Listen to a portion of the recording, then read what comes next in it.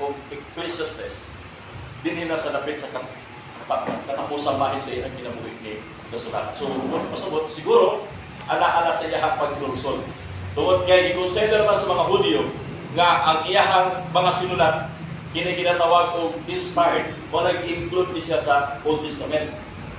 So kung atong tan-awon igsoon, ngano man nga sa iyahang pagka-alagad sa Dios, di ba ginatupod malimod nga si Solomon po, though naa sa mga previous nga mga lapses sa iyahang kinabuhi, pero hindi po siguro nato makumparahan ang iyahang pagka-tinuod nga alagad sa Ginoo.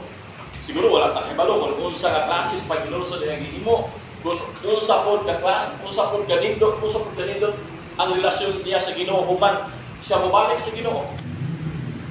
So, doon na lang yung mensahe, doon na lang yung mga nindot, mensahe siya kinabuhi ato nga